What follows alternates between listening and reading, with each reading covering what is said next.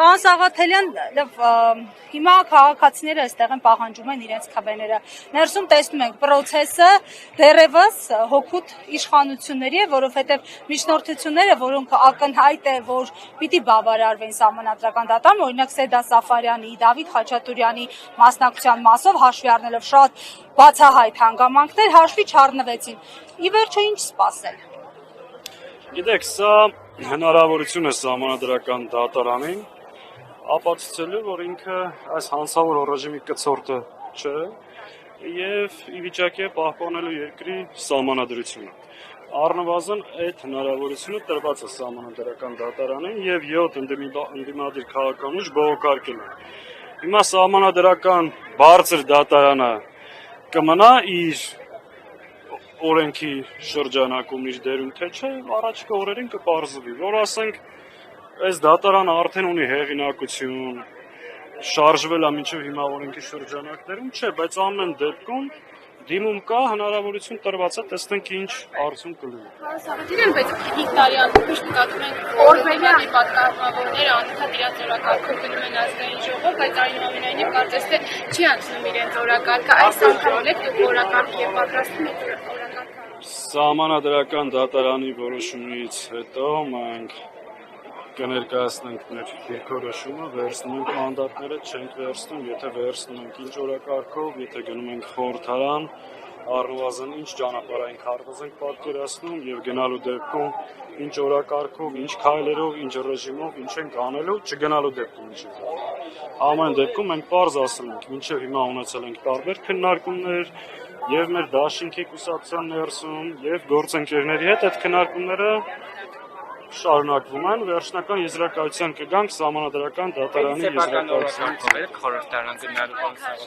Մենք ուրիշի օրակարգով չենք առաջնորդվել, այդ հարցը ուրիշի տվել։ Չէ, նկատի ունեմ այդ ձեր սեփական օրակարգը ինչպես է այս անգամ Կասենք կիմանաք։ Ինչև այդ պատասխանում է, որ լսեիք Պարոն Փայլյար,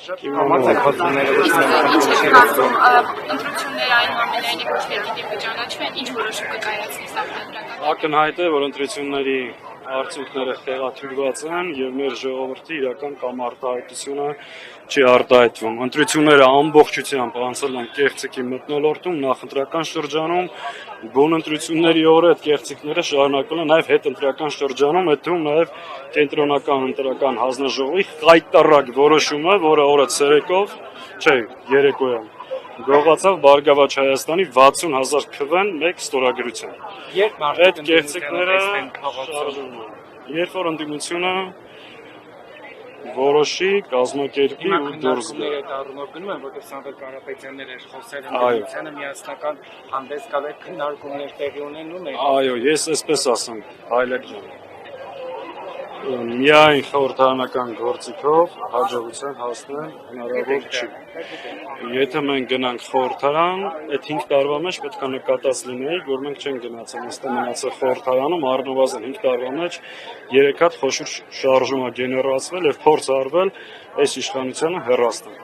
Այդ հարցը տվեք նրանց, ովքեր այս 5 տարվա մեջ ոչինչ չեն արել, այդ հարցը ինձ մի տվեք։ Լիքը մարդիկ որոշ ճանաչում։ Ես 3 անգամ փորձել եմ։ 3 անգամ առնվազն փողոցով Նիկոլին հեռացնել։ Հետևաբար, ահա, դե ով չի արել, լավ են արել ու շնորհակալ եմ ու ճիշտ են արել ու հալալա որ եկել են ու ես ի տարբերություն շատերի գնահատում եմ ցանկացած Հայաստանի Հանրապետության քաղաքացու, այդ թվում առավել եւս քաղաքական ուժերի մասնակցություն։ Ում եք ակնարկումը։ Լավ գիտեք։ Այս պահին Լավ գիտես ցավոք։ Հիմա փողոցային պայքար նախատեսվում է Ամեն դեպքում տարբեր սցենարներ հնարավոր ու նաև կա խորը հասկացումը եւ դիտակցումը, որ պետք է փողոց դուրս գալ, առավելագույնը կազմակերպված, որպեսզի հաջողությունը լինի հանդիսանում։ Այսինքն փողոց դուրս գալու համար դա ճիշտ չէ։